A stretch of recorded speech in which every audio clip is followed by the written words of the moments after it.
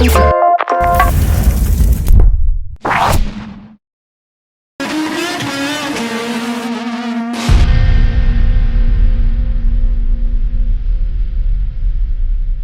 up, folks, and welcome back to another video here at TooTaku. If you haven't guessed by the clip I just showed or by the title of the video, we're going to be talking about why you should be reading Kaiju number 8 and getting hyped for the anime coming in 2024.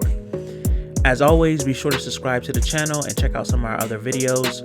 We also do a podcast that's centered around anime and pop culture, so definitely go give that a listen. All the links will be in the description box below. So without further ado, I'm going to hop right into this video. Alright, so I'm going to try to keep this as spoiler free as possible, mostly because this is a manga that I am actually reading as the volumes are released. Now, I know what some of you might be thinking, Al has the self-control to read the volumes as they come out month to month. I do, but only because I've been satisfied in the urge to read it online by reading other things that I've been meaning to catch up on for the past few years. So if you do read Kaiju number 8 online, please don't drop any spoilers in the comments. I'm trying to stay spoiler free as possible, as well as for those who don't read it and is waiting for the anime to come out. Let's just try to keep it spoiler free. Now, for those that don't know what Kaiju number 8 is, it's a shonen sci-fantasy adventure manga written and illustrated by Naoya Matsumoto. He doesn't have any really popular work that's out there outside of Kaiju number 8. However, I don't think he needs anything else because this manga is definitely a hit. Like, I have no doubt within my mind that this is gonna take over the internet once the anime drops. Now, the plot centers around Kafka Hibino and Mina Ashiro, who both vowed to become members of the Defense Force after their town was destroyed by Kaiju when they were children. Now, Mina has become famous as a commander of the Defense Forces, basically a force that fights Kaiju and basically protects the cities. But Kafka has failed the examination numerous times and is a member of the cleanup crew, Monster Sweeper Inc.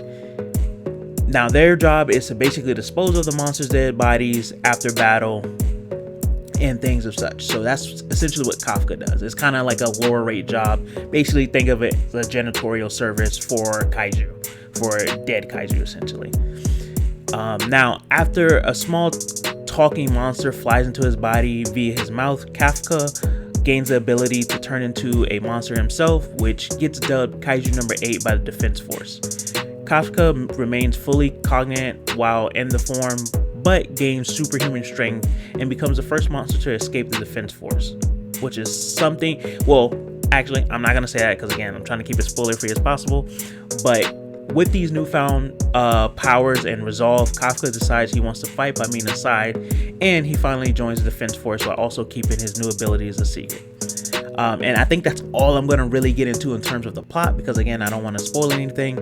But let me tell you, this manga is definitely a game changer, and it's something I guess you could say nostalgic, especially for those that might have grew up on things like Godzilla and even like stuff like Pacific Rim and just giant monsters fighting or destroying cities and people fighting them.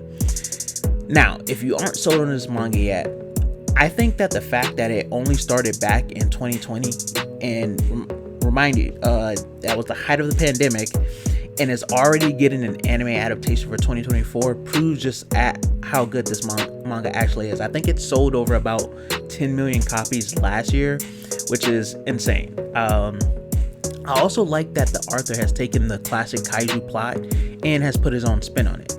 The fact that the MC, I think, is 30, or I think he might be even older than 30 years old, it gives a different perspective from the traditional teen MCs that we are used to seeing. The action is fantastic, the characters are lovable, and even the comedy lands pretty well, which, if I'm being honest, usually I have the most difficulty with kind of finding anime and just Japanese humor funny. But I will say I have caught myself laughing a lot at this manga. Now, with all the amazing fight scenes that we have gotten from shows like Jujutsu Kaisen and Demon Slayer, I can say without a doubt that when this anime drops, it will be no different. We're probably going to get a bunch of fight of the year fights from this, depending on how far the anime goes in season 1. But I'm telling you guys, you don't want to miss this explosive anime. What better way to get into it than by reading the manga, you know?